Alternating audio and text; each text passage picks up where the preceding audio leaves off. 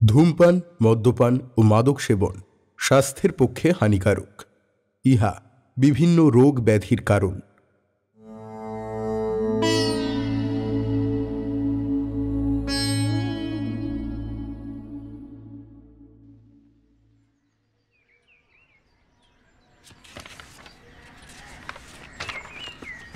কিরে, কি ব্যাপার কিরিটি? কি পড়ছিসটা কি? এটা লাইব্রেরি থেকে আজকে আনলাম। খাঁটি বিদেশি ভাষায় জুয়েলসের উপর লেখা একটি বই। ও, আর বড় কর্তার হঠাৎ এত ঘন ঘন যাতায়াত, কি ব্যাপার? কে? সেনরায় সাহেব? আরে খ্যাপা খুঁজে ফেরে পরশ পাথর, জানিস না? পরশ পাথর? হ্যাঁ, আর এই কিছুদিন যাবৎ কলকাতা শহরে নকল জহরতের ছড়াছড়ি দেখা যাচ্ছে। নকল জহরত? হ্যাঁ, তাই ভদ্রলোকের আহার নিদ্রা সব ঘুঁচে গিয়েছে। তা ভদ্রলোকের কোনো সুরাহা হলো? কোথায় আর হলো। তবে আজ যে সেনরায়কে ইকোনমিক জুয়েলার্সের রাঘব সরকারের কথা কি বলছিলি? কলকাতা শহরের জুয়েলসের মার্কেট তো ওই ইকোনমিক জুয়েলার্সের রাঘব সরকার, উনি কন্ট্রোল করছেন। তাই বলছিলাম ওদিকটায় একবার খোঁজ নিতে। এই কেবল তাই কি? হ্যাঁ, তাছাড়া আর কি। বড়শি ফেলে রুই কাতলা ধরা উচিত, পুঁটি ধরে কি হবে।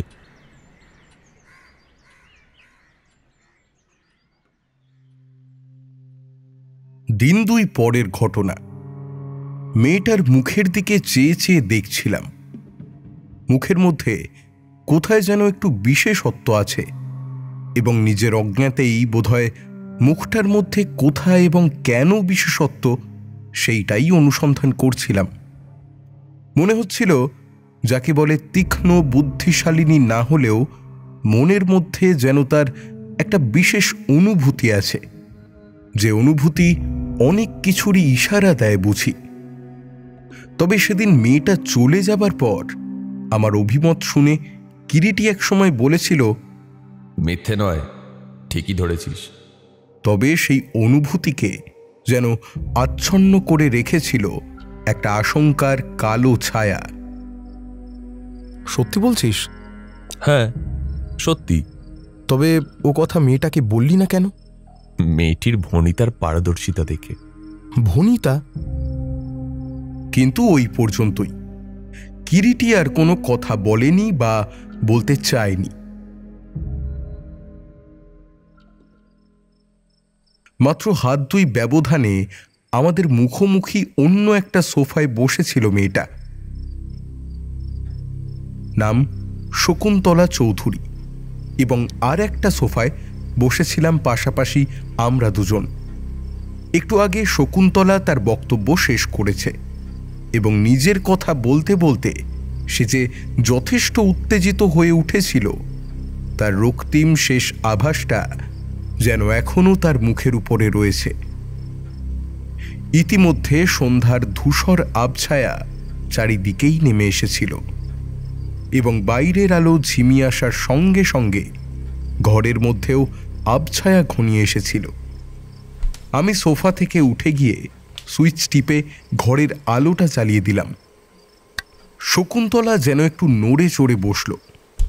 সামনের টিপয়ের উপর রাখা টোব্যাকোর সুদৃশ্য কৌটোটা তুলে নিল কিরিটি, এবং হাতের নিভে যাওয়া পাইপটার তামাকের অংশাবশেষ সামনে অ্যাস্ট্রের মধ্যে ফেলে দিয়ে নতুন করে আবার সেটার গহ্বরে তামাক ভরতে শুরু করল। আমি কিন্তু শকুন্তলার মুখের দিকেই চেয়েছিলাম। রোগা ছিপছিপে গড়ন এবং বেশ দীর্ঘাঙ্গী। মুখটা লম্বাটে ধরনের। নাক ও চিবুকের গঠনে একটা যেন দৃঢ়তার ছাপ। দুটি চোখে বুদ্ধির দীপ্তি স্পষ্ট, তবে সেই দীপ্তিকে আচ্ছন্ন করে আরও যেন কি একটা ছিল। সাধারণ তাঁতের আকাশ নীল রঙের শাড়ি পরিধানে, দু হাতে একটা করে সরু সোনার রুলি ও বাম হাতের মধ্যমাতে সাদা পোখরাজ ও লাল চুনি পাথর বসানো আংটি ছাড়া সারা দেহে আভরণের চিহ্ন মাত্র নেই। মুখে প্রসাধনের ক্ষীণ প্রলেপ, কিন্তু ওই সামান্য বেশেই তরুণীর চেহারার মধ্যে যেন একটি স্নিগ্ধ সুন্দর শ্রী ফুটে উঠছিল। বিশেষ একটা আভিজাত্য যেন প্রকাশ পাচ্ছিল। তরুণীর বয়স 23-24-এর বেশি নয়। কিন্তু মিস চৌধুরী, আপনার এই ব্যাপারে আমি কিভাবে সাহায্য করতে পারি বলুন তো?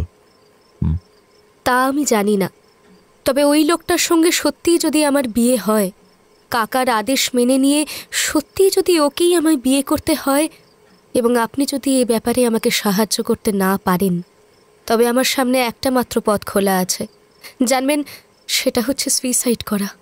আরে ছি ছি ছি, এ কি কথা বলছেন আপনি? সুইসাইড করবেন কেন? তাছাড়া আমার অন্য কোনো পথই তো নেই সুব্রতবাবু। শকুন্তলা দেবী, আপনি বুদ্ধিমতী। ওভাবে দুর্বলের মতো সুইসাইড করতে যাবেন কেন?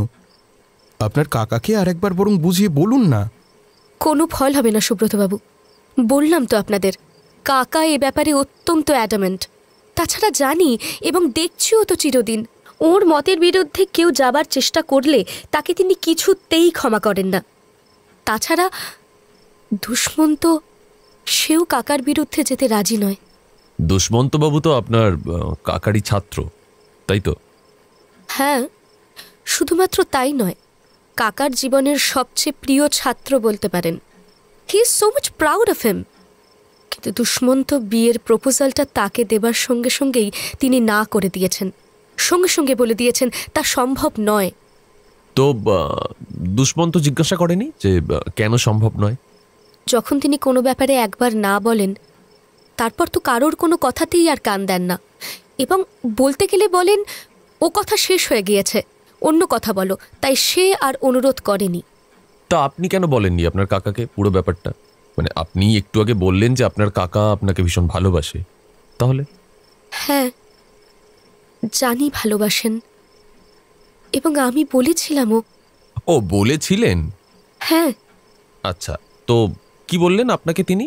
মানে ওনার জবাব কি ছিল? বললেন, আমার বিয়ে তিনি রাঘব সরকারের সাথে ঠিক করেছেন। এতদিন বিয়ে হয়েও যেতে পারত, কিন্তু আমার বিয়ে পাশ করার জন্য অপেক্ষা করছেন শুধু তিনি। কি কি নাম বললেন আপনি? রাঘব সরকার। আচ্ছা মিস চৌধুরী, এই রাঘব সরকার মানে যার কথা আপনি বলছেন, ইনি কি কোনোভাবে ইকোনমিক জুয়েলার্সের মালিক? তা ঠিক জানি না। আপনি জানেন না? না। ও হ্যাঁ, কি কি যেন বলছিলেন আপনি? এই বছরেই বুঝি আপনি তাহলে বিএ পরীক্ষা দেবেন, তাই তো? এইবার পাশ করলাম।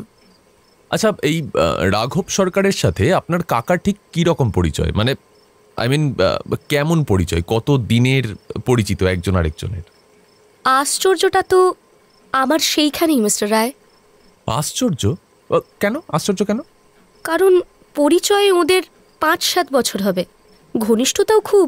কিন্তু কিন্তু কি? রাঘব সরকারকে কাকা যেরকম ঘৃণা করেন। ঘৃণা করতেন? হ্যাঁ, মুখে যদিও সেটা তিনি প্রকাশ করেন না কখনো, কিন্তু আমি জানি। আশ্চর্য তো হয়েছি আমি তাতেই, সেই লোকের সঙ্গেই কাকা আমার বিয়ে দিতে কেন দৃঢ় প্রতিজ্ঞ। আচ্ছা, মানে আপনার কথা অনুযায়ী রাঘব সরকারকে যে আপনার কাকা ঘৃণা করতেন, এটা আপনি একদম ঠিকঠাক জানেন, তাই তো? জানি বই কি। আচ্ছা, তো কি করে জানলেন সেটা যদি বলেন।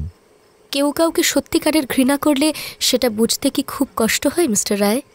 হ্যাঁ, কিন্তু না, সেরকম কখনো কিছু আমার চোখে পড়েনি বটে, তবে বুঝতে আমি পেরেছি। ওয়েল, বুঝলাম। আচ্ছা, আর একটা কথা ছিল, এই রাঘব সরকারের কি খুব ঘন ঘন যাতায়াত আপনাদের বাড়িতে? না, 1 মাস 1.5 মাস অন্তর হয়তো একবার সে আসে। ওকে। আচ্ছা, এই লোকটার বয়স কত? 45 থেকে 50-এর মধ্যে বলেই মনে হয়। চেহারা? মিথ্যা বলবো না, হি ইজ রিয়েলি হ্যান্ডসাম। সত্যি? হ্যাঁ, কিন্তু তাতে আমার কি? আই হেট হিম। আর একটা কথা, এই দুষ্মন্ত দেখতে কেমন? রাঘব সরকারের সঙ্গে তুলনায় কিছুই না, কিন্তু তাকে আমি জানি জানি ভালোবাসেন, তাই তো? সে তো বুঝতেই পেরেছি। আচ্ছা, আপনার ওই আংটিটা নতুন বলে মনে হচ্ছে, তো আপনি কি ওটা নিজেই শখ করে তৈরি করেছেন নাকি কেউ আপনাকে দিয়েছে, মানে এটা গিফটের? রাঘব সরকার দিয়েছেন। কি বললেন? রাঘব সরকার দিয়েছেন আংটিটা আপনাকে? হ্যাঁ, কাকার হাত দিয়ে। আর কাকার আদেশেই আমাকে আংটিটা আঙুলে পরতে হয়েছে। তো দুষ্মন্তবাবু জানেন নিশ্চয়ই ব্যাপারটা? জানে। তো কিছু বলেননি তিনি? কি বলবে? কাকা কি সে কি জানে না? দেখুন মিস চৌধুরী, আমি কোনো রকম ঢাকাঢাকি কথায় না গিয়ে সোজাসুজি বলছি, আমার যেটা মনে হচ্ছে যে এই ব্যাপারগুলোর না মানে সলভ করতে পারবেন আপনারাই। আমরা? হ্যাঁ, আপনি আর দুষ্মন্তবাবু। একটু চিন্তা করে দেখুন, আপনিও সাবালিকা এবং দুষ্মন্তবাবুও ছেলে মানুষ নন। আপনারা পরস্পরকে যখন ভালোবাসেন এবং পরস্পরকে যখন বিয়ে করতে চান, তখন আর কোনো বাধাই তো বাধা নয়। সে বাধাকে উত্তীর্ণ করতে হবে আপনাদেরকেই, এটাই তো আপনাদের কাজ। হ্যাঁ, মানে আপনাদেরকে সেটার জন্য একটু চেষ্টা করতে হবে, তাই তো? কিন্তু আপনি ঠিক বুঝতে পারছেন না মিস্টার রায়। পারছি, আর সেই জন্যই তো বলছি, দায়িত্ব যখন আপনাদের, মীমাংসাটাও আপনাদেরকেই করে নিতে হবে, বুঝলেন মিস্টার রায়? তাছাড়া আপনিই বলুন তো, মানে আমি কিভাবে আপনাদের এই ব্যাপারে সাহায্য করতে পারি? মানে ইজ ইট পসিবল? আমি ভেবেছিলাম কত জটিল ব্যাপারেরই তো মীমাংসা আপনি করেছেন, আমাদের এ ব্যাপারেও। আরে বাবা, মানে আমি সেরকম কিছু জটিল হলে আমি আপনাদেরকে সাহায্য করতাম। তাহলে কোনো পরামর্শই আপনার কাছে পাবো না মিস্টার রায়? আচ্ছা, তাহলে উঠি। নমস্কার। মিস চৌধুরী, হ্যাঁ, একটা কাজ করতে পারবেন? হ্যাঁ, কি? কাল দুপুরের পরে, মানে ওই সন্ধ্যার দিকে আপনার ওই দুষ্মন্তবাবুকে নিয়ে আমার এখানে একবার আসতে পারবেন আপনারা? কেন পারবো না, নিশ্চয়ই পারবো। বেশ বেশ বেশ, তবে ওই কথাই রইল, কালকে আপনারা আসছেন। কাল তো আসতে পারবো না মিস্টার রায়। কাল আমাদের বাড়িতে একটা উৎসব আছে, কাকার জন্মতিথি উৎসব। প্রতি বছর ওই দিনটিতে উৎসব হয়। ওনার সব পরিচিত আত্মীয় বন্ধুবান্ধবেরা আসেন, আর আমাকেই সব ব্যবস্থা করতে হয়। পরশু আসতে পারি? হ্যাঁ, তবে তাই আসবেন। শকুন্তলা ঘর থেকে বেরিয়ে যাবার পর কিরিটি যেন একটু ক্লান্তভাবেই সোফায় হেলান দিয়ে চোখ বুঝল এবং কয়েকটা মুহূর্ত চুপ করে থেকে প্রায় নিঃশব্দ কণ্ঠে বলল, আশ্চর্য। হ্যাঁ, কিছু বলছিস? হ্যাঁ, মানে ভাবছি কি বলতো, যে মেয়েটি নিজেই এসেছিল আমার কাছে নাকি কেউ ওকে পাঠিয়েছিল। কারণ আংটির অনুমানটা যদি আমার সত্যি হয় তো চমৎকার অভিনয় করে গেল মেয়েটা, স্বীকার করতেই হবে ভাই। অভিনয়? হ্যাঁ, অভিনয়। আসলে কি বলতো, মেয়েরা, মানে আমার মতে বলতে গেলে সব মেয়েরাই জাত অভিনেত্রী, এবং জীবনের সব ক্ষেত্রে তাদের অভিনয়টাই সত্যি এবং বাকি যা তা সব মিথ্যে। কিন্তু তাদের মধ্যেও কেউ কেউ অসাধারণ থাকে তো। তার মানে তুই বলতে চাস ওই শকুন্তলা মেয়েটা সেই শেষোক্ত পর্যায়ে পড়ে? দেখ ভাই, কিছুই আমি নিজে বলতে চাইছি না, একটু আগেই তো বললাম, যা বলছি সবটাই আমার অনুমান মাত্র। নেই যা, কিন্তু কি হচ্ছে বলতো? এই আমাদের শ্রীমান জঙ্গলির ব্যাপারটা কি? সে কি আমাদেরকে আর চাটা কিছুই দেবে না? মানে কি ঠিক করেছে, আমরা উপোস করে থাকবো? হ্যাঁ রে জঙ্গলি, কিরে চা এনেছিস? আগে না। না না মানে? তবে ওই কাপে কি? ওভালটিন। সত্যি সুব্রত, এই আমার স্বাস্থ্য আর তার রক্ষণাবেক্ষণ সম্পর্কে হঠাৎ যে মাঝে মাঝে কৃষ্ণা অতি সচেতন হয়ে ওঠে। ও, চায়ের বদলে শরবত বা ওভালটিনের অত্যাচার অসহ্য, তাই না? না, এসে গেল। না মানে কৃষ্ণা, তুমি ওভালটিনের সঙ্গে টমেটোর পাঁপড় খেয়ে দেখো, সত্যি ডিলিশিয়াস। অবনক্সাস। কি বললে?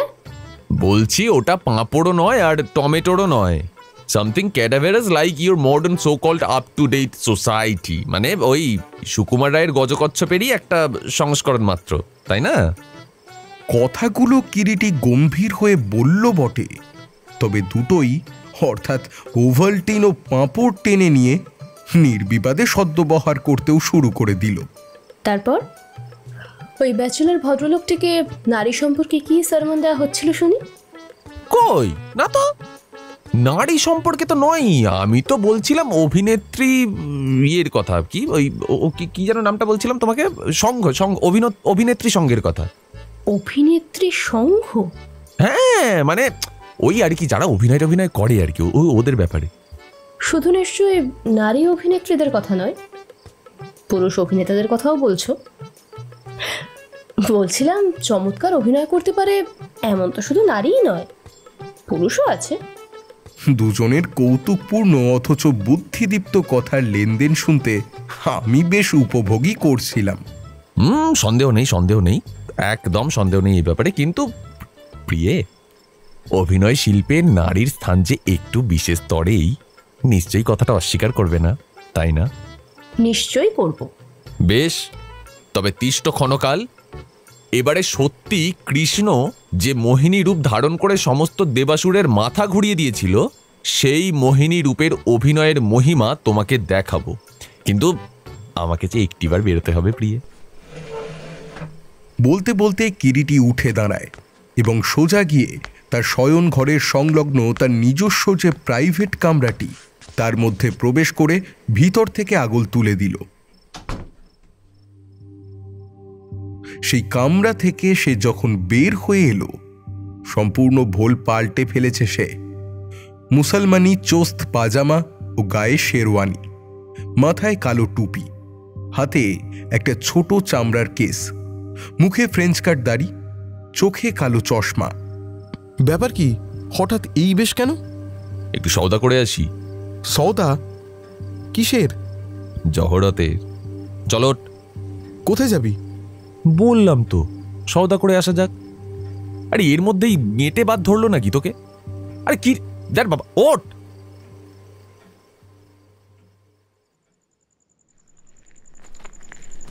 কিন্তু এই অসময়ে সত্যি কোথায় চলেছিস বলতো কিরিটি? এখন মাত্র 7:45 বাজে, এটা অসময় কি? আরে বাবা, একান্ত যদি দেখা নাই করে তাহলে ফিরে আসবো। খামোখা বাড়ি বসে না থাকে, একটু ঘোরা তো হবে, চ না? তা তো হবে, কিন্তু কার সঙ্গে দেখা করতে চলেছিস সে সময় হঠাৎ? আরে দেখ, এই ট্যাক্সি, ইধার ইধার ইধার। ওঠ ওঠ ওঠ ওঠ। বউবাজার। বউবাজারে কোথায় যাচ্ছিস? কেন?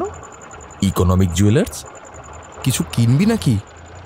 দেখি, যদি তেমন মনের মতো জুয়েলস কিছু পাই, কিনতে পারি বই কি। বুঝলাম কিরিটি কেন যাচ্ছে সেখানে। আপাতত ব্যাপারটা ভাঙতে আমার কাছে সে রাজি নয়। আবার সঙ্গে সঙ্গে মনে হয়, তবে কি ইকোনমিক জুয়েলার্সের রাঘব সরকারের সঙ্গে মোলাকাত করতে চলেছে? হয়তো তাই।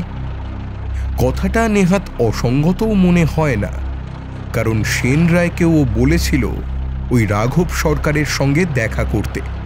আবার শকুন্তলাও আজ সন্ধ্যায় ওই রাঘব সরকারের কথাই বলে গেল। জনাকীর্ণ আলোকিত পথ ধরে ট্যাক্সিটা ছুটে চলেছে এবং গাড়ির মধ্যে অন্ধকার থাকলেও মাঝে মাঝে একাধটা যে আলোর ঝাপটা রাস্তার আলো থেকে চলমান গাড়ির জানালা পথে ভিতরে এসে পড়ছিল, সেই আলোর মধ্যে কিরিটিকে দেখা যাচ্ছিল। গাড়ির ব্যাকে হেলান দিয়ে কিরিটি চুপটি করে বসেছিল। চোখে তার কালো কাঁচের চশমা থাকায় চোখ দুটো ভালো দেখতে পাচ্ছিলাম না, তবে এইটুকু বুঝতে পারছিলাম কি যেন একটা সে ভাবছে।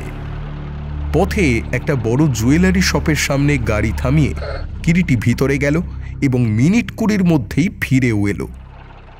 আবার গাড়ি চলতে শুরু করলো। গাড়ি এসে থামলো ইকোনমিক জুয়েলার্সের সামনে। ট্যাক্সি থেকে আমরা নেমে পড়লাম।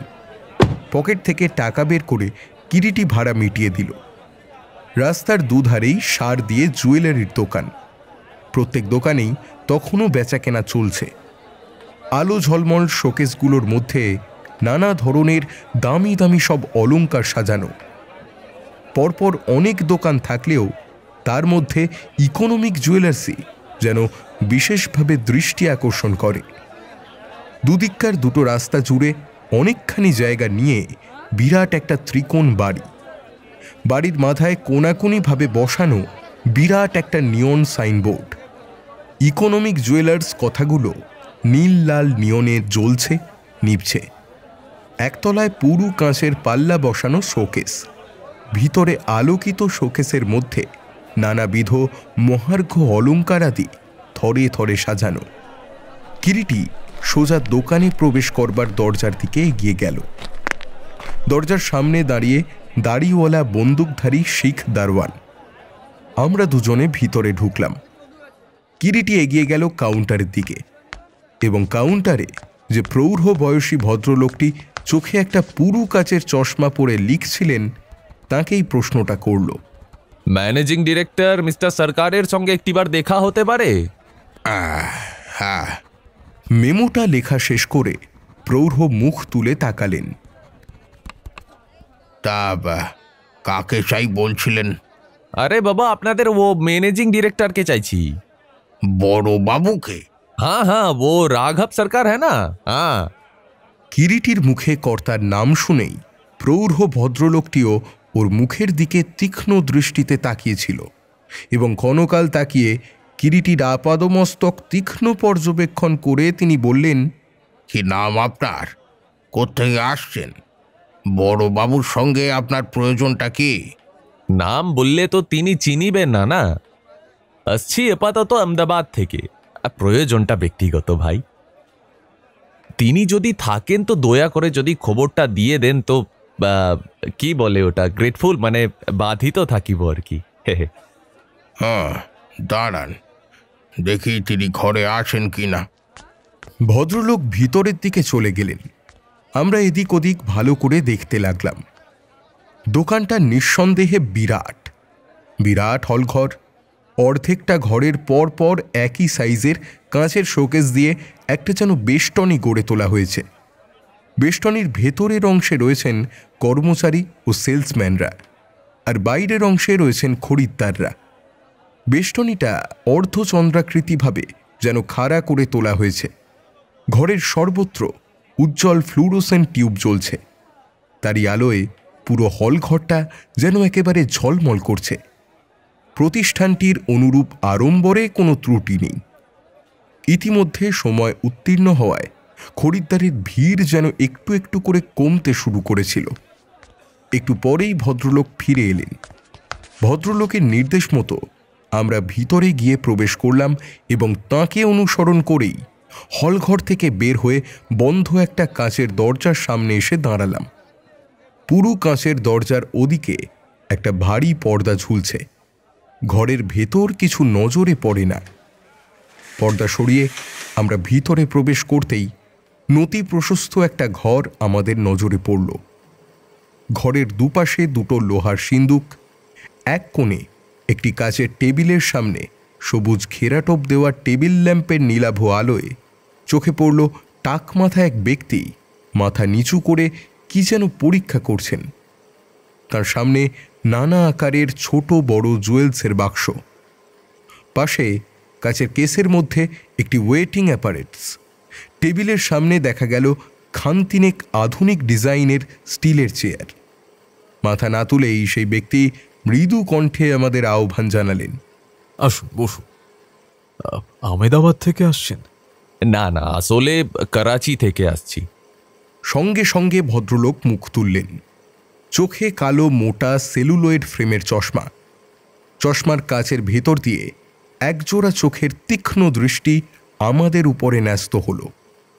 মুহূর্তকাল সেই তীক্ষ্ণ দৃষ্টি যেন কিরিটির ও আমার উপরেই স্থির রইল। আপনারা? মিস্টার সরকার, আমার নাম ইসমাইল খান আছে। আমার সঙ্গে এই যে আমার দোস্ত আছে মধু বাবু। আমি একটা বিশেষ কাজে আপনার কাছে এসেছিলাম আর কি। বলুন।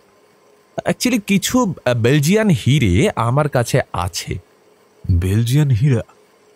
হ্যাঁ, হিরেগুলো সওদা করতে চাই। হীরা বিক্রি করতে চান? হ্যাঁ। অপরিচিত কারো কাছ থেকে তো কখনো আমি কোনো জুয়েলস কিনি না। হ্যাঁ, কেনেন না, কিন্তু ব্যবসা করতে বসেছেন আপনি, তাই না মিস্টার সরকার? তাই ভেবেছিলাম যদি। কি ভেবেছিলেন? যাদের সঙ্গে আপনি কারবার করেন নিশ্চয়ই সকলেই আপনার পরিচিত আছেন না? হ্যাঁ, সম্ভবত নয়। না, তা আসে না বটে, তবে আপনি এদেশের হলে কথা ছিল না, কিন্তু আপনি আসছেন করাচি থেকে। হ্যাঁ, তা হয়তো আসছি, তবে একজনের কাছে আপনার নাম শুনে তবেই এসেছিলাম। কে সে? হ্যাঁ, ক্ষমা করবে, নামটা তো বলা সম্ভব নয়। বেশ, নিয়ে আসবেন, দেখব। একটা স্যাম্পল এনেছি, যদি দেখতে চান তো দেখাতে পারি। দেখুন, আমি এটা নিয়ে এসেছি কারণ দাম দরস্ত একটা মোটামুটি যদি ফিক্সড করা যায় তো মিথ্যে হিরেগুলো বয়ে নিয়ে এসে তো কোনো লাভ হবে না, বলেন। কই দেখি কি স্যাম্পল এনেছেন।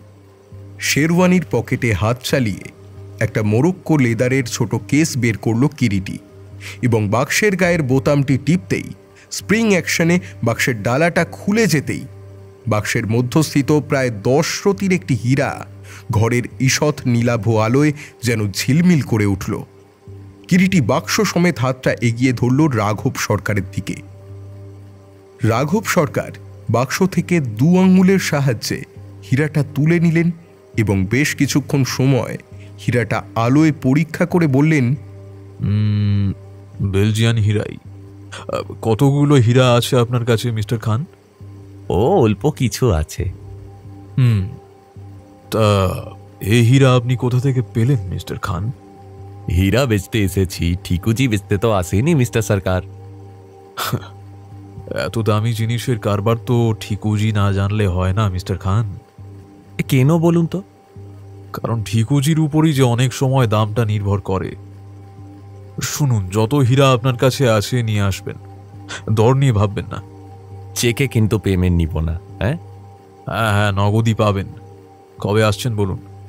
ও ফোনে আপনাকে আমি ইনফর্ম করিয়ে দিব। বেশ। অতঃপর রাঘব সরকারকে নমস্কার জানিয়ে আমরা বেরিয়ে এলাম।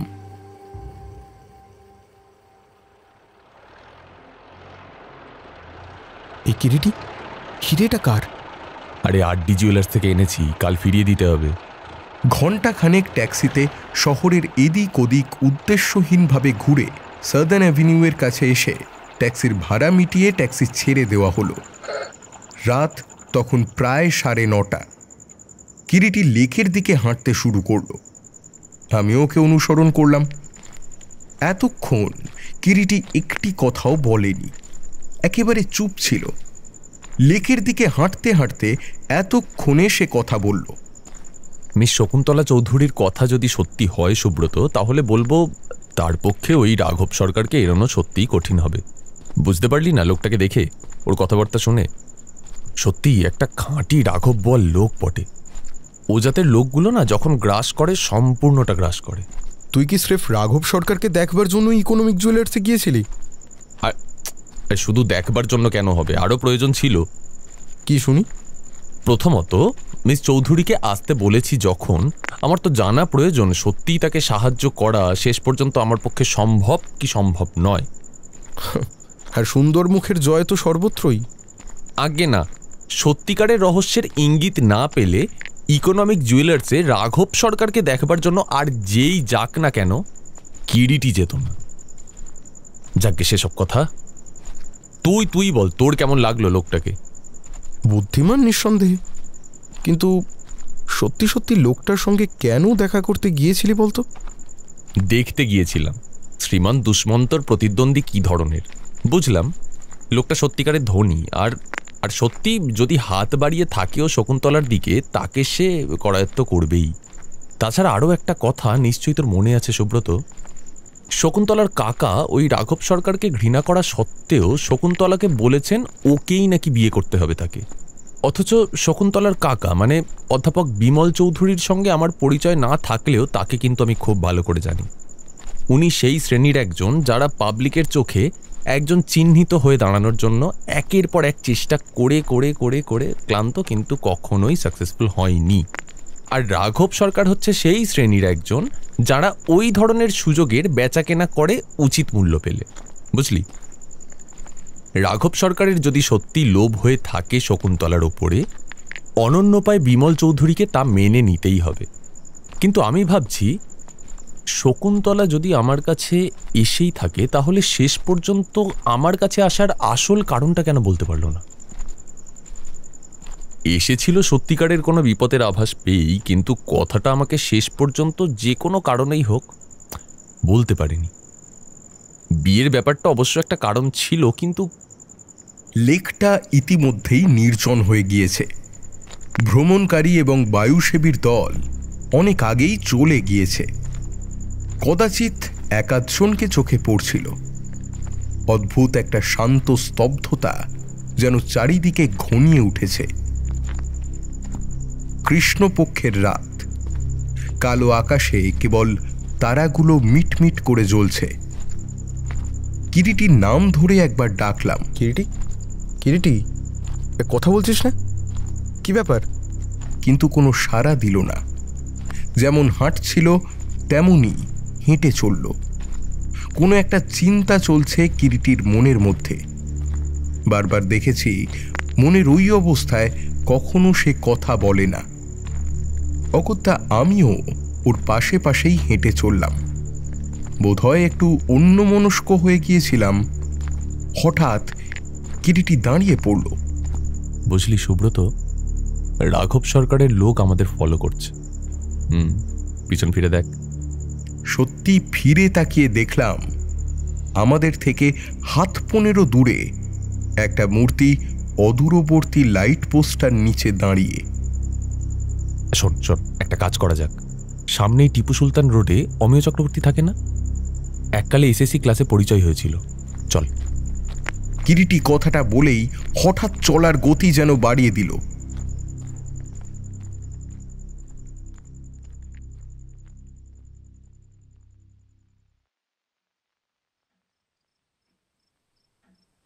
সে রাতে টিপু সুলতান রোডে অমিয়র ওখানে ঘণ্টা 2 কাটিয়ে কিরিটির বাসায় যখন ফিরে এলাম তখন 11:30। কিরিটির অনুমানটা, অর্থাৎ শকুন্তলা চৌধুরী তার কাছে আসার ব্যাপারটার মধ্যে যে সত্যিই কোনো গুরুতর কারণ ছিল সেটা প্রমাণিত হতে কিন্তু খুব বেশি দেরি হলো না। 24 ঘণ্টাও পুরো অতিবাহিত হলো না।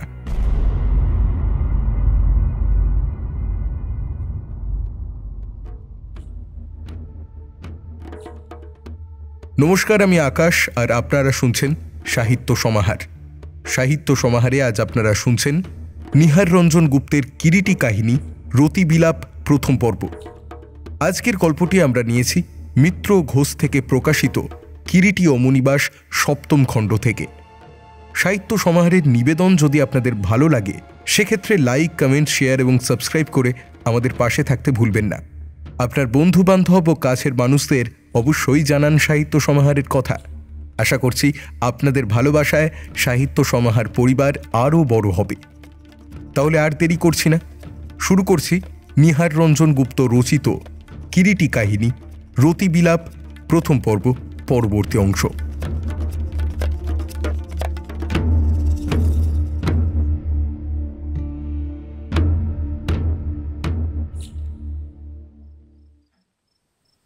পরের দিন রাত তখন 9টা হবে। রোজকার মতো কিরিটির বাড়িতে বসে বিকেল থেকে আড্ডা দিতে দিতে কখন যে রাত 9টা বেজেছে টের পাইনি। আরও একটা ব্যাপার নজরে পড়েছিল। আড্ডা দিলেও কিরিটি যেন কেমন একটু অন্যমনস্ক, এবং ব্যাপারটা একা আমারই নজরে পড়েনি, কৃষ্ণাও লক্ষ্য করেছিল। কৃষ্ণার কথাতেই সেটা একসময় ধরা পড়ল। কথার মাঝখানে হঠাৎ এক সময় কৃষ্ণা বলল, সেই সকাল থেকে লক্ষ্য করছি কেমন যেন অন্যমনস্ক। তুমি কি ভাবছো বলো তো? না, আসলে কৃষ্ণা, কাল থেকে একটা কথা ভাবছি। অভিজ্ঞান শকুন্তলা। সে আবার কি? দেখো, শকুন্তলার হাতের হারানো আংটিটা খুঁজে পাওয়ার সঙ্গে সঙ্গেই রাজা দুষ্মন্ত শকুন্তলাকে চিনতে পেরেছিল। হ্যাঁ, যদিও সেটা নাটকীয়, কিন্তু কিন্তু আমি কেন বুঝতে পারলাম না গত সন্ধ্যায় এই যুগের শকুন্তলা দেবীর মনের কথাটা? মানে কেন ধরতে পারলাম না আমি যে উনি কি বলতে এসেছিলেন আমাকে? আর যদি এসেই ছিল তো আসল কথাটা বলতে পারলো না কেন? ঠিক ঠিক কি ছিল তার মনে? মানে তার সারা মুখে যে আশঙ্কার দুর্ভাবনার ছায়াটা দেখেছিলাম সে তো মিথ্যে নয়।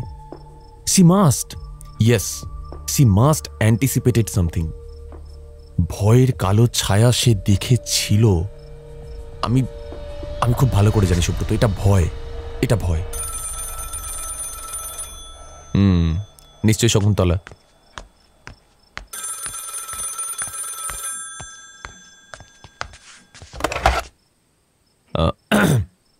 হ্যালো, কিরিটি রায় কথা বলছি।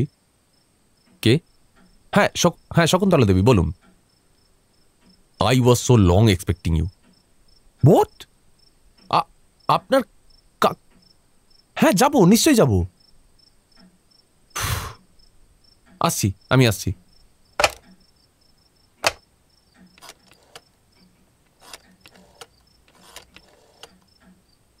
হ্যালো, কে শিবেন? হ্যাঁ আমি কিরিটি রায় বলছি। বেলগাছিয়া তো তোমার আন্ডারে, তাই না? শোনো শোনো শোনো শোনো, ঠিক ট্রাম ডিপোর পিছনে নতুন যে বাড়িগুলো হয়েছে তারই একটা বাড়ির নম্বর হচ্ছে P6/1, অধ্যাপক বিমল চৌধুরীর বাড়ি। হ্যাঁ অধ্যাপক বিমল চৌধুরী। হ্যাঁ, probably he has been killed. হ্যাঁ কি বললে? হ্যাঁ যাও। হ্যাঁ আমি আসছি। হ্যাঁ তুমি যাও, আমি দেখা হলে সবটা বলবো। ব্যাপার কি? আরে শুনলি তো শিবেন সোমকে আমি কি বললাম? অধ্যাপক বিমল চৌধুরী খুন হয়েছে। সত্যি? হ্যাঁ আমার অনুমান তাই। কে ফোন করেছিল? শকুন্তলা চৌধুরী? হ্যাঁ। কথাটা বলেই কিরিটি গিয়ে ঘরে প্রবেশ করল প্রস্তুত হবার জন্য। এতটুকু আর দেরি করবে না, এক্ষুনি বেরোবে সে। আমিও ভাবছিলাম ব্যাপারটা সত্যি সত্যি তাহলে যাকে বলে ঘনীভূত হয়ে উঠল। মনে পড়ল সেই সঙ্গে আজই অধ্যাপক বিমল চৌধুরীর জন্মতিথি উৎসব ছিল। শকুন্তলা গতকাল বলে গিয়েছিল অধ্যাপকের জীবনের ওই দিনটি বিশেষভাবে পালিত হয়। অতিথি, আত্মীয়, বন্ধুবান্ধবের দল সবাই আসেন বিমল চৌধুরীকে শুভকামনা জানাবার জন্য। আজও নিশ্চয়ই এসেছিল, এবং যা বোঝা গেল সেই উৎসবের ও আনন্দের মধ্যেই অকস্মাৎ মৃত্যুর কালো ছায়া নেমে এসেছে চৌধুরী বাড়িতে। আনন্দরস মৃত্যু বেদনায় নীল হয়ে গিয়েছে।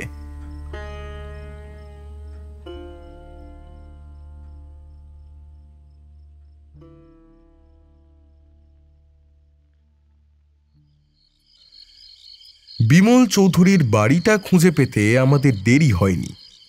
বাড়ির সামনেই পরিচিত কালো পুলিশ ভ্যান দাঁড়িয়েছিল এবং দুজন লাল পাগড়ি দরজার গোড়ায় প্রহরায় ছিল। বাড়িটা নতুন নয়, পুরনো দোতলা বাড়ি। সামনে কিছুটা জায়গা জুড়ে বাগানের মতো, নানা জাতীয় ফল ও ফুলের সব গাছ। পরে জেনেছিলাম দীর্ঘদিন ভাড়াটে হিসেবে থেকে মাত্র বছর 3 আগে অধ্যাপক বাড়িটা কিনে নিয়েছিলেন। সেকালের পুরনো স্ট্রাকচারের বাড়ি, দীর্ঘদিনের সংস্কারের অভাবে কেমন যেন একটা জীর্ণতার ছাপ পড়েছে বাড়িটার গায়ে। সামনেই একটা টানা বারান্দা, মোটা মোটা পাথরের কাজ করা সেকেলে থাম। বারান্দাটা অর্ধচন্দ্রাকৃতিভাবে উত্তর থেকে পশ্চিমে ঘুরে গিয়েছে। বাড়ির পিছন দিকে একটা দিঘি ও নারকেল গাছ, তার ওদিকে খোলা মাঠ, অর্থাৎ সামনের দিকে শহর আর পিছনের দিকে গ্রাম। উপরে ও নিচে খানাস্টেক ঘর, বেশ বড় সাইজের ঘরগুলো। পশ্চিম দিক থেকে চওড়া সেকেলে বেলুয়ারি কাচের রঙিন টুকরো বসানো সিঁড়ি। সিঁড়ির শেষ প্রান্তে নিচের তলার মতোই বারান্দা। দোতলার পিছনের দিকে প্রশস্ত একটি খোলা ছাদ। সেই ছাদেই শামিয়ানা খাটিয়ে ও চেয়ার টেবিল পেতে অতিথিদের অভ্যর্থনার আয়োজন জানানো হয়েছিল।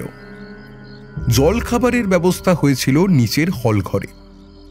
নিচের তলাতেই শিবেন সোমের সঙ্গে দেখা হয়ে গেল। প্রথমে কিরিটির মুখে নামটা শুনে ভদ্রলোকের চেহারাটা মনে করতে পারিনি, কিন্তু সামনাসামনি দেখা হতেই মনে পড়ে গেল বছর 4 আগে একটা আফিম চোরাইয়ের তদন্তের ব্যাপারে কিরিটির ওখানেই ভদ্রলোকের সঙ্গে পরিচয় হয়েছিল আমার। শিবেনবাবু আমাদের বয়সী হবেন, তবে বয়সের অনুপাতে একটু যেন বেশি বুড়িয়ে গেছেন। এসো এসো কিরিটি, তোমার জন্যই অপেক্ষা করছিলাম। কিছু জানতে পারলে সোম? না, এখনো সরেজমিন তদন্তই করিনি। ডেড বডিটা দেখেছি আর ব্যাপারটা মোটামুটি শুনেছি। আর যতটুকু শুনেছি ও দেখে শুনে যা মনে হচ্ছে সেরকম কিছু নয়, ন্যাচারাল ডেথ, স্বাভাবিক মৃত্যু বলেই মনে হচ্ছে। আর তাছাড়া শুনলামও ভদ্রলোক কিছুদিন যাবৎ হাই ব্লাড প্রেশারে নাকি ভুগছিলেন। কিন্তু বাড়িটা যেন কেমন চুপচাপ মনে হচ্ছে না?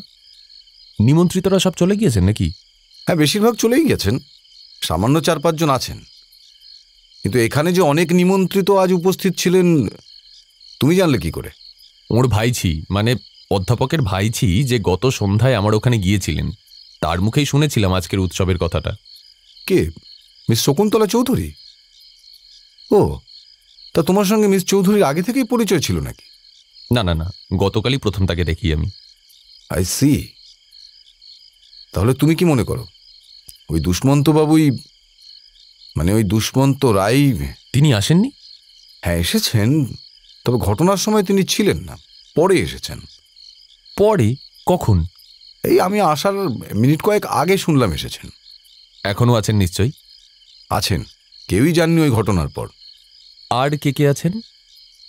বিমলবাবুর এক সতীর্থ সুধীর চক্রবর্তী, ওর এক ভাগ্নে রঞ্জন বোস, এই পাড়ারই এক রিটায়ার্ড জাজ মহেন্দ্র সান্যাল, ইকোনমিক জুয়েলার্সের মালিক রাঘব সরকার, আর আর বিমলবাবুর ছেলেবেলার এক বন্ধু বিনায়ক সেন।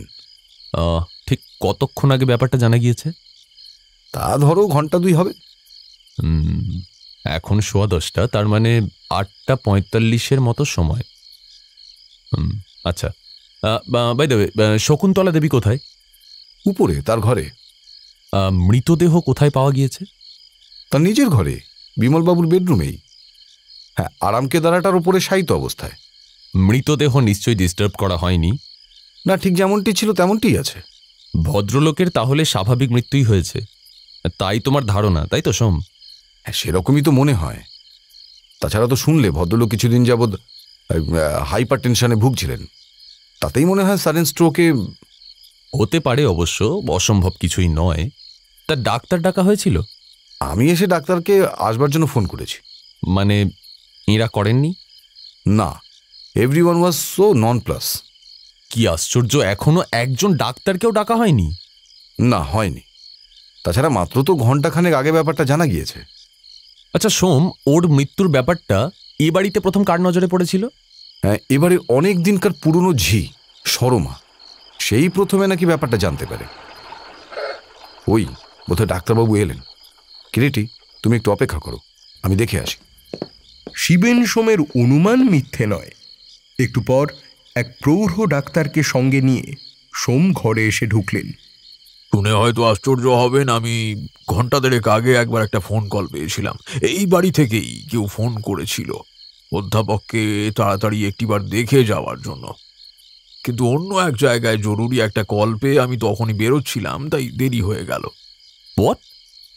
ঘন্টা 1.5 আগে এই বাড়ি থেকে আপনাকে কেউ ফোন করেছিল? তার নামটা কি? নাম? না, নামটা বলেনি, আর তাড়াতাড়িতে আমিও জিজ্ঞেস করিনি। ওকে, বাট আপনাকে যে ফোন করেছিল সে পুরুষ না মেয়ে? স্ত্রীলোকের কণ্ঠস্বর মনে আছে আমার। তো এ বাড়ির লোকজনের সঙ্গে কি আপনার আগে পরিচয় ছিল ডাক্তারবাবু? হ্যাঁ, ডক্টর ঘোষ তো এ বাড়ির ফ্যামিলি ফিজিশিয়ান। মিস চৌধুরীর মুখে ওর নাম শুনে তাই তো ওকেই আমি ফোন করেছিলাম। আপনি তার মানে এ বাড়ির ফ্যামিলি ফিজিশিয়ান, তাই তো? হ্যাঁ। আচ্ছা ডাক্তার ঘোষ, কতদিন আপনি এদের সঙ্গে পরিচিত? তা বছর 12-13 তো হবেই। এ পাড়ায় আমি আসা অবধি ওরা আমারই পেশেন্ট। তাহলে তো খুব ভালোই হলো। মানে অধ্যাপকের স্বাস্থ্য সম্পর্কে আপনি ডিটেলস খবর দিতে পারবেন আমাদের, তাই তো? তা পারবো বই কি, কিন্তু তার আগে একবার বিমল বাবুকে।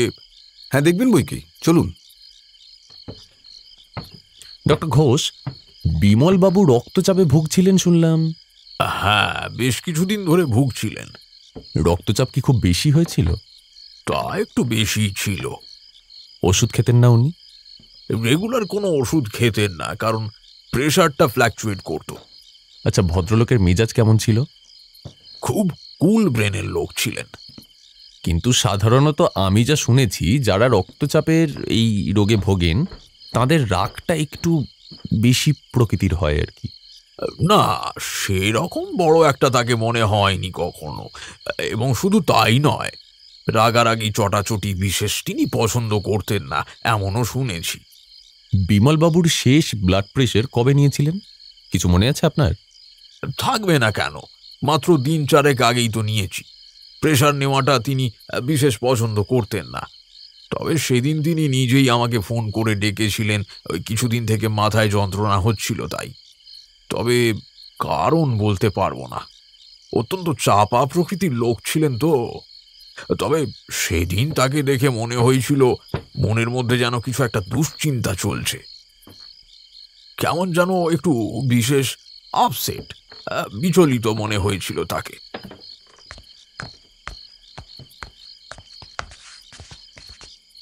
যে ঘরের মধ্যে মৃতদেহ ছিল আমরা সেই ঘরেই প্রবেশ করলাম। ঘরটা আকারে বেশ বড়, দক্ষিণ পূবমুখী। সিঁড়ি দিয়ে উঠে বারান্দা দিয়ে দক্ষিণমুখী এগোলে প্রথম দরজাটা দিয়েই ঘরে প্রবেশ করতে হয়। দরজাটা ভেজানো ছিল এবং একজন লাল পাগড়ি সেখানে মোতায়েন করা ছিল। ভিতরে প্রবেশ করে কিরিটি দাঁড়িয়ে পড়ল। ঘরের পূব দক্ষিণ কোণে একটা বেতের আর্মচেয়ারে শোয়া অবস্থায় ছিল মৃতদেহ। হঠাৎ দেখলে মনে হয় যেন ভদ্রলোক চেয়ারে শুয়ে ঘুমিয়ে আছেন। একটা হাত বুকের উপর ন্যস্ত, অন্য হাত বাঁ পাশে ঝুলছে অসহায়ভাবে। পরিধানে গরদের পাঞ্জাবি ও দামি শান্তিপুরি ধুতি। সামনেই একজোড়া কটকি চটি পড়ে আছে। সামনে টিপয়ের উপর সেদিনকার সংবাদপত্র ও একটি গোল্ড ফ্লেকের সিগারেট টিন। এছাড়া রয়েছে দেশলাই ও চীনামাটির একটি অ্যাশট্রে। ঘরের উত্তর দিকে দুটো প্রমাণ সাইজের কাঠের আলমারি, একটির পাল্লায় আয়না বসানো, অন্যটিতে বই ঠাসা, কাচের পাল্লা দেওয়া। ঘরের মধ্যে প্রবেশের 3টি দরজা। তার মধ্যে উত্তর দিকের ঘরের মধ্যবর্তী দরজাটা বন্ধ ছিল এবং বাথরুমে যাবার দরজা ও অন্যান্য দরজা খোলাই ছিল। দক্ষিণমুখী 3টে জানালাই খোলা, জানালায় পর্দা দেওয়া। দক্ষিণ দিক ঘেঁষে জানালা বরাবর খাটের উপর শয্যা বিস্তৃত। তার পাশে একটি বুকশেলফ, শেলফ ভর্তি বই। শয়নঘরটা যে কোনো অধ্যাপকের তা দেখলেই বোঝা যায়।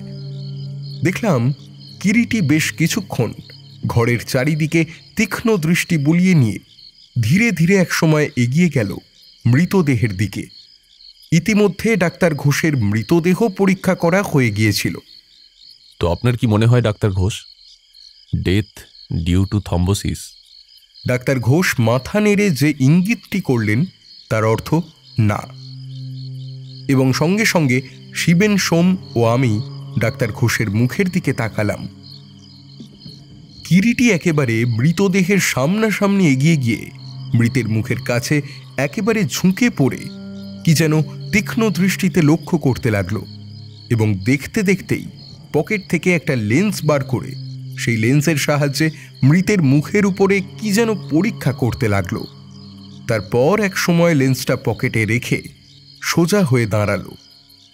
ইয়েস, আপনার সঙ্গে আমি একমত, এবং if I am not wrong, মানে আমার অনুমান যদি ভুল না হয়ে থাকে, তো আমার মনে হয় ওর মৃত্যু ঘটেছে কোনো তড়িৎ ক্রিয়াশীল বিষে।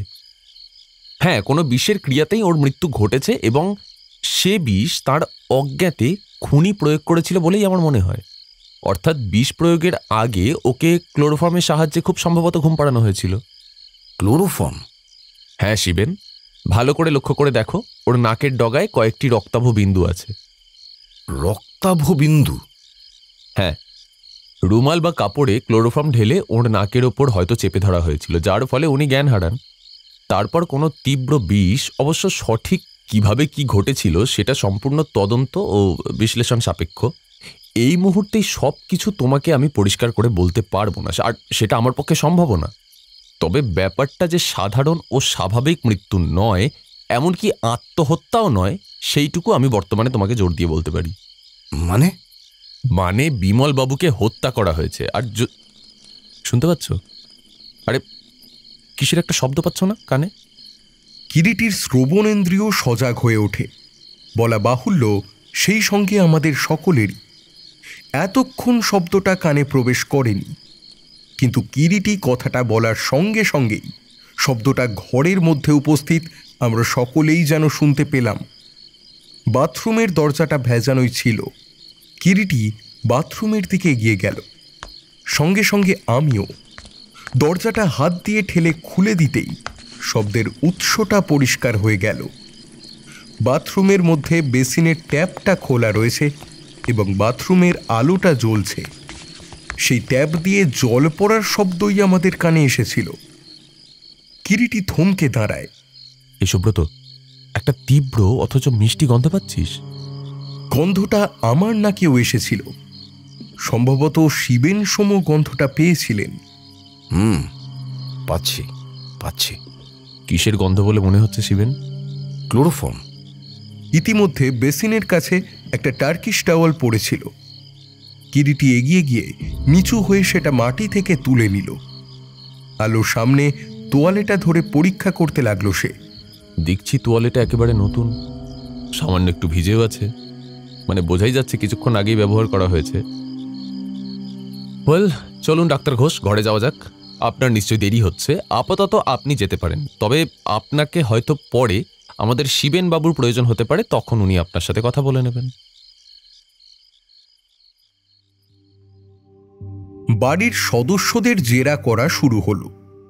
প্রথমেই ডাকা হলো শকুন্তলা চৌধুরীকে। পাশের ঘরে এসে ইতিমধ্যে আমরা সকলেই বসেছিলাম। এটি বিমলবাবুর ভাগ্নে রঞ্জন বোসের ঘর। কিছুকাল আগে অবধি ঘরটা খালি পড়েছিল। ইদানিং মাসখানেক হবে বিমলবাবুর ভাগ্নে রঞ্জন বোস এই ঘরটি অধিকার করেছেন। ঘরে একাধারে একটি খাটে শয্যা বিছানো, একটি দেরাজ, একটি দেওয়াল আলনা ও একটি আলমারি। ঘরের এক কোণে একটি টেবিল ও চেয়ার রাখা। আরও গোটা চারেক চেয়ার আনিয়ে ওই টেবিলটা টেনে নিয়ে শিবেন সোম বসলেন। কিছু দূরে বসলাম আমরা। শকুন্তলা চৌধুরী ঘরে এসে ঢুকল এবং প্রথমেই সতৃষ্ণ দৃষ্টিতে কিরিটির মুখের দিকে তাকালো। বসুন মিস চৌধুরী, শিবেনবাবু আপনাকে কিছু প্রশ্ন করতে চান। উনি যা জানতে চান আশা করি আপনার বলতে কোনো আপত্তি হবে না। না, বলুন উনি কি জানতে চাইছেন। মিস চৌধুরী, যদিও ব্যাপারটা আমি মোটামুটি শুনেছি, মানে আপনার মুখ থেকে আরেকবার শুনতে চাই। এমএ পরীক্ষা পাশ করার পর কাকা বিয়ে করেছিলেন। তবে বছরখানেকের মধ্যেই তার স্ত্রী বিয়োগ হয়। তিনি আর দ্বিতীয়বার বিয়ে করেননি। একটি বেসরকারি কলেজে তিনি পড়াতেন। তার বয়স হয়েছিল 52 বছর। মাইনে যে খুব একটা বেশি পেতেন তা নয়, তবে তার মাসিক উপার্জন ভালোই ছিল। কলেজে পড়ানোর জন্য তিনি বই লিখতেন। গবেষণাপত্রগুলোর থেকেও ভালোই উপার্জন হতো। হবি বলতে নানা ধরনের জিনিসের ব্যবসা করতেন তিনি। লোকসান অবশ্যই হতো, কিন্তু তিনি কখনো নিরাশ হননি। সংসারে তার আপন বলতে এই আমিই ছিলাম। আমার যখন 3 মাস বয়স তখন আমার মাতৃবিয়োগ হয়। সিপিতে কেন্দ্রীয় সরকারের ফরেস্ট ডিপার্টমেন্টে মোটা মাইনের চাকরি করতেন বাবা। আচ্ছা শকুন্তলা দেবী, আপনি যখন এখানে আসেন সে সময় কি ওই সরমাঝি এখানে ছিল? ছিল, কিন্তু সরমা তো ঝি নয় কিরিটিবাবু। এই বাড়ির সঙ্গে তার কোনো আত্মীয়তা বা কোনো সম্পর্কই নেই। তবু সে ঝি নয়। সরমা এক কৈবর্ত পরিবারের মেয়ে। 12 বছর বয়সের সময় সে বিধবা হয় এবং কাকা তাকে নিজ গৃহে আশ্রয় দেন। তার পূর্ব ইতিহাস এর বেশি কিছু আমার জানা নেই, জানবার চেষ্টাও আজ পর্যন্ত করিনি। এখানে এসে ওকে আমি দেখেছিলাম। মায়ের মতোই সে আমাকে মানুষ করেছে। ও ঝি নয়। অবশ্য শুধু আপনি কেন, বাইরে থেকে কেউ এলে বা কথা শুনলে ওই রকমই একটা কিছু ভাববে। কিন্তু সে ঝি নয় এবং কাকা তাকে সেভাবে কোনোদিনই দেখতেন না। এ বাড়িতে তার একটি বিশেষ স্থান বরাবরই দেখেছি। ঠিক আছে, হ্যাঁ, তো আপনি যা বলছিলেন বলুন। গত 5 বছর ধরে আমার ইচ্ছেতেই কাকার জন্মতিথি উৎসব পালন করা হচ্ছে। আজ সেই জন্মতিথি উৎসবই ছিল। উৎসবের সঙ্গে জলযোগের আয়োজন ছিল। সামনের দোতলার ছাদেই শামিয়ানা খাটিয়ে প্যান্ডেল বেঁধে উৎসবের আয়োজন করা হয়েছিল। সেখানেই একটা চেয়ারে বসে তিনি দীর্ঘদিনের সতীর্থ অধ্যাপক সুধীর চক্রবর্তীর সঙ্গে গল্প করছিলেন। এমন সময় রঞ্জনদা এসে বলল কাকুমণিকে কে যেন ফোনে ডাকছে। এক্সকিউজ মি মিস চৌধুরী, একটা কথা বলছিলাম, মানে ওই রঞ্জনবাবুর ব্যাপারে কি যেন একটা বলছিল না যে উনি মাসখানেক হলো এখানে এসেছেন? হ্যাঁ, মাসখানেকই হবে। আচ্ছা, রঞ্জনবাবু কি বিমলবাবুর আপন বোনের ছেলে? হ্যাঁ, ওদের একমাত্র বোন সরলা দেবীর ছেলে। আগে উনি কোথায় ছিলেন? মালয়ে। সেখানে পিসেমশাইয়ের কিসের যেন ব্যবসা ছিল। ছিল কেন বলছেন? এখন কি নেই? না, বছর 3 আগে তিনি মারা যান। মৃত্যুর পর রঞ্জনদাই ব্যবসাটা দেখছিল, কিন্তু চালাতে পারল না। শেষ পর্যন্ত সেই ব্যবসা অন্যের হাতে চলে যাওয়ায় বাধ্য হয়েই গত মাসে তাকে এখানে চলে আসতে হয়। আর আপনার পিসিমা? পিসিমা বছর 10 আগেই মারা গিয়েছেন। আর ওর কোনো ভাই বোন নেই? না। তো এখানে উনি কি করছিলেন? কিছুই না। তবে কি বসেছিলেন নাকি? না, ঠিক তাও নয়। প্রেস ও বইয়ের দোকান করবে বলে কাকার সঙ্গে কিছুদিন ধরে কথাবার্তা চলছিল। কোনো কিছু স্থির হয়নি? না, কাকা রাজি হচ্ছিলেন না কিছুতেই। আমার মনে হয় কাকা যেন রঞ্জনদাকে ঠিক পছন্দ করছিলেন না। 10 আগে দুজনের মধ্যে খানিকটা কথা কাটাকাটিও হয়ে গিয়েছিল। আচ্ছা, তো কি বিষয় নিয়ে কথা কাটাকাটি হয়েছিল কিছু জানেন? না। আপনার কাকা কেন রঞ্জনবাবুকে পছন্দ করতেন না এই ব্যাপারে কি আপনার কোনো ধারণা আছে? না। আচ্ছা, রঞ্জনবাবুর স্বভাব চরিত্র কেমন বলুন তো? ভালোই। তাছাড়া রঞ্জনদা অত্যন্ত ভদ্র ও বিনয়ী। বয়স কত হবে? আমার চাইতে বছর 4 বড়। লেখাপড়া? Matric pass. আচ্ছা, তারপর বলুন। কাকা ফোন ধরার জন্য 8 ঘন্টা চলে যাওয়ার পর রিটায়ার্ড জজ মহেন্দ্র সান্যাল মশাই, উনি কাকার বন্ধু হন, সেদিন এসেছিলেন। বললেন, কাকা ফিরছেন না কেন? ভৃত্যকে ডেকে বিনায়ক সেনবাবু কাকাকে ডেকে আনতে বলেন। ভৃত্য ডাকতে যাবার কিছুক্ষণ পরেই ভিতর থেকে একটা গোলমালের শব্দ শোনা যায়। ওরা সকলে সেই গোলমাল শুনে এগোতে যাবেন, ভৃত্য ছুটতে ছুটতে এমন সময় এসে হাজির হলো এবং হাউমাউ করে বলল, কাকার নেই। আমরা সবাই সেখানে যাই। গিয়ে দেখি ঘরে দাঁড়িয়ে রয়েছে সরমাদি, আর দেহে যেন এতটুকু প্রাণের স্পন্দন নেই, একেবারে পাথরের মূর্তি। তারপর তারপর তারপর সরমাদিকেই প্রশ্ন করে জানা যায় সে কিছু একটা কাজে সেখানে গিয়ে কাকাকে প্রথম অবস্থায় দেখে পাথর হয়ে গেছিল। তাহলে সরমা দেবী প্রথম ব্যাপারটা জানতে পারেন, তাই তো? হ্যাঁ। আপনি ওই সময় কোথায় ছিলেন মিস চৌধুরী? সন্ধ্যা থেকেই মাথার মধ্যে বড় যন্ত্রণা ছিল। আমি 7টা নাগাদ গিয়ে আমার ঘরে আলো নিভিয়ে অন্ধকারে শুয়েছিলাম। গোলমাল শুনে ছুটে যাই। কোন ঘরে আপনি থাকেন?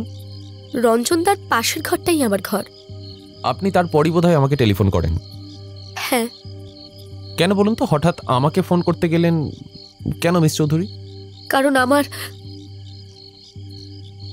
ব্যাপারটা দেখেই মনে হয়েছিল। কি কি মনে হয়েছিল মিস চৌধুরী? স্বাভাবিক মৃত্যু নয়, সামথিং হ্যাপেন্ড।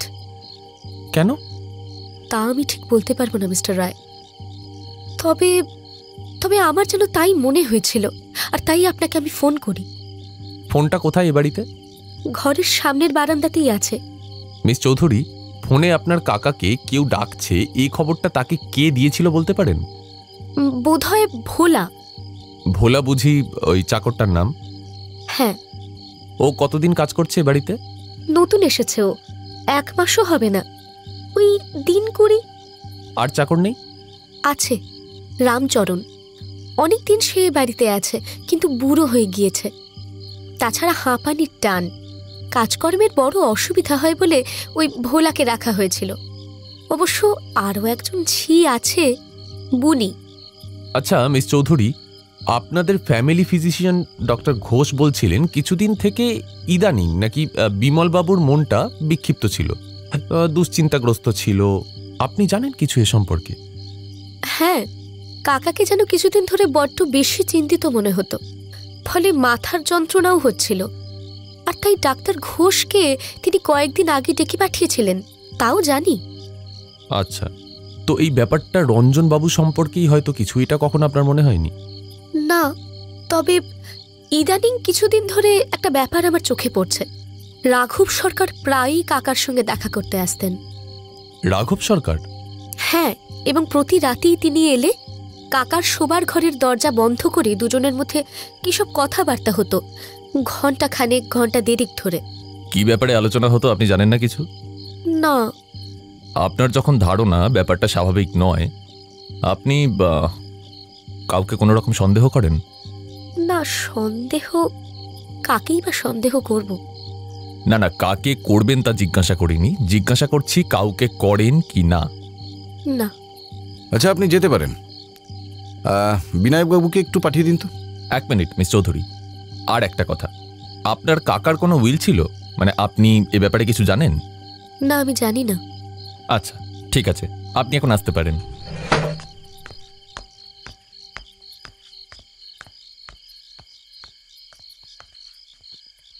বিনায়ক সেন বিমল চৌধুরীর দীর্ঘদিনের বন্ধু। বেশ হৃষ্টপুষ্ট, গোলগাল চেহারা, মাথায় কাঁচা পাকা চুল পরিপাটি করে আঁচড়ানো, দু চোখে বুদ্ধির দীপ্তি, দাড়ি গোঁফ নিখুঁতভাবে কামানো, পরিধানে দামি অ্যাশ কালারের ট্রপিক্যাল স্যুট। নমস্কার মিস্টার সেন, বসুন। শুনছিলাম বিমলবাবুর সঙ্গে আপনার দীর্ঘদিনের পরিচয় মিস্টার সেন? হ্যাঁ, হিন্দু স্কুলে একসঙ্গে আমরা 4 বছর পড়েছি। তারপর বিদ্যাসাগর কলেজেও 4 বছর একসঙ্গেই পড়েছি আমরা। কি করেন আপনি? আমার ছবির ডিস্ট্রিবিউশনের অফিস আছে এই বেন্টিং স্ট্রিটে, স্বাগতা পিকচার্স অ্যান্ড ডিস্ট্রিবিউটার্স। কলকাতায় কোথায় থাকেন আপনি? শ্যামবাজারে। কাছেই থাকেন প্রায়। তাহলে আপনাদের উভয়ের মধ্যে দেখা সাক্ষাৎ হতো নিশ্চয়ই? না, প্রায় হতো না, তবে মাসে 1-2বার মতো হতো। এর আগে আপনার ওর সঙ্গে শেষ কবে দেখা হয়েছিল আপনার কিছু মনে আছে? এই তো 10 দশেক আগে। এই পথ থেকেই এবড্রাম থেকে ফিরছিলাম, দেখা করে গিয়েছিল ফিরতি পথে। প্রায় ঘন্টা দেড়েক এখানে ছিলাম সেদিন। আচ্ছা আচ্ছা, কি ধরনের কথাবার্তা সেদিন আপনাদের মধ্যে হয়েছিল? বিশেষ সেদিন কোনো কথাবার্তাই হয়নি। বিমল তার ডায়েরি থেকে আমাকে পড়ে শোনাচ্ছিল অতীতের সব কথা। ও, ডায়েরি রাখতেন নাকি তিনি? রাখতেন যে সেদিনই প্রথম জানতে পারি, আগে তা আমি কখনো শুনিনি। তা হঠাৎ সেদিন ডায়েরি পড়ে শোনালেন কেন? বলছিলেন হিসেব নিকেশের সময় নাকি ঘনিয়ে এসেছে, তাই একটা জমা খরচের খসড়া নাকি সে তৈরি করছে। তো সেদিন আপনার বন্ধুর ডায়েরি পাঠ থেকে তার জীবনের এমন কোনো বিশেষ গোপন কথা কিছু কি জানতে পেরেছিলেন? তা কিছু জেনেছিলাম বটে, তবে ক্ষমা করবেন, তার জীবনের একান্ত ব্যক্তিগত সেসব কথা। You may be rest assured কিরিটিবাবু, আজকের দুর্ঘটনার সঙ্গে সেসবের কোনো সম্পর্ক আছে বলে আমার তো অন্তত মনে হয় না। তাছাড়া আমার পক্ষে সেসব কথা বলা সম্ভব নয়। বেশ, বলতে আপনার অনিচ্ছা থাকলে আপনাকে আমি পিড়াপিড়ি করব না সে সম্পর্কে, কিন্তু একটা কথা, সেদিন আপনার বন্ধুর কথাবার্তায় বা হাবভাবে এমন কিছু কি আপনি লক্ষ্য করেছিলেন যাতে মনে হচ্ছিল তিনি কোনোভাবে চিন্তিত বা কিছু নিয়ে বিচলিত? হ্যাঁ, তাকে যেন একটু বিচলিতই মনে হয়েছিল সেদিন। আচ্ছা, আপনার বন্ধুর আর্থিক অবস্থা কেমন ছিল? ভালোই। ব্যাংকে তার বেশ কিছু নগদ টাকা, ফিক্সড ডিপোজিট এবং বেশ কিছু ক্যাশ সার্টিফিকেটও আছে বলেই আমি জানি। আর তার পরিমাণ কত হবে, মানে কোনো ধারণা আছে আপনার? তা 1050 তো হবেই। তাছাড়া 1025 টাকার জীবন বিমাও তার আছে। আচ্ছা, আপনি কি আমাকে বলতে পারবেন বা তার উইল বা টাকা কড়ি সম্পর্কে কোনো ফিউচার প্ল্যান ছিল কি না? উইল ছিল কিনা তা আমি জানি না, তবে ইদানিং কিছুদিন ধরে একটা বাড়ি করবে বলে জায়গা দেখছিল বিমল, এটা আমি জানি। আচ্ছা, থ্যাংক ইউ সো মাচ, আপনি এখন যেতে পারেন। অধ্যাপক চক্রবর্তীকে দয়া করে একবার পাঠিয়ে দেবেন তো মিস্টার সেন এ ঘরে। অধ্যাপক সুধীর চক্রবর্তী এসে ঘরে ঢুকলেন। রোগা লম্বা চেহারা, মাথার চুল ছোট ছোট করে ছাঁটা, খাঁড়ার মতো উঁচু নাক, চোখে মোটা চশমা, কালো কুচকুচে গায়ের বর্ণ, পরিধানে খদ্দরের ধুতি পাঞ্জাবি। সুধীর চক্রবর্তী ঘরের মধ্যে পা দিয়েই যেন একেবারে যাকে বলে ফেটে পড়লেন। এই যে কত রাত হয়েছে, আপনার কিছু খেয়াল আছে নাকি দারোগা বাবু? তা একটু হয়ে গিয়েছে। একটু একটু হয়ে গিয়েছে? একটু ঘড়ির দিকে ভালো করে চেয়ে দেখুন তো। 11:15, রাত 11:15 এখন। আর তাছাড়া আমাদের সকলকে এভাবে এখানে আটকে রাখার মানেটাই বা কি? আপনার কি ধারণা আমরা কেউ এর সঙ্গে জড়িত আছি? হ্যাঁ, বুঝতেই তো পারছেন মিস্টার চক্রবর্তী, আকস্মিকভাবে দুর্ঘটনাটা ঘটেছে বলেই আপনাদের এভাবে কষ্ট দিতে হলো আমাদের। দুর্ঘটনা? দুর্ঘটনা কিসের? লোকটা হাইপার টেনশনে ভুগছিল, সাডেন স্ট্রোকে হার্ট ফেল করেছে, এর মধ্যে দুর্ঘটনার কি আপনারা দেখলেন? হ্যাঁ মিস্টার চক্রবর্তী, হার্ট ফেল করেই উনি মারা গিয়েছেন, এটা সত্য, কিন্তু হার্ট ফেলটা স্বাভাবিক নয়, ইটস আ মার্ডার। কি বললেন? নিষ্ঠুরভাবেই কেউ আপনার বন্ধু বিমলবাবুকে হত্যা করেছে। হত্যা? You mean? না না, হাউ অ্যাবসার্ড! অ্যাবসার্ড নয়, সত্যিই হত্যা করা হয়েছে বিমলবাবুকে। কিন্তু কিন্তু কে কে করলো এ কাজ?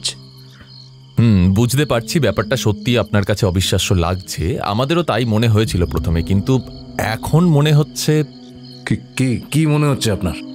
আপনাদের সকলের সাহায্য পেলে হয়তো এই অবিশ্বাস্য ব্যাপারটা কি করে ঘটলো তার একটা কিনারা করতে পারবো আমরা।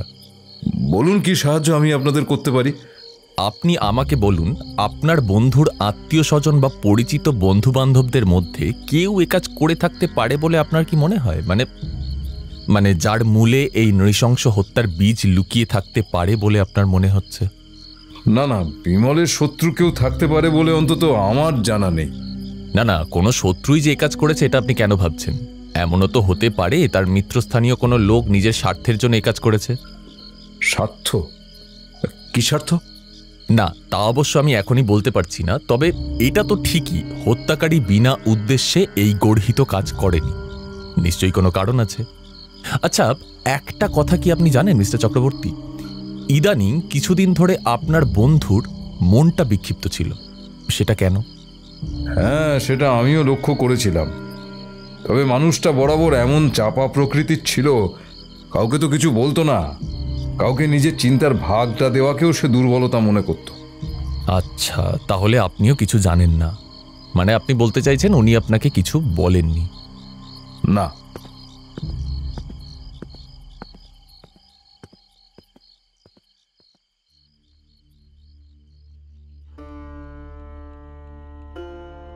সাহিত্য সমাহারে আজ শুনছিলেন নিহার রঞ্জন গুপ্ত রচিত কিরিটি কাহিনী রতিবিলাপ প্রথম পর্ব।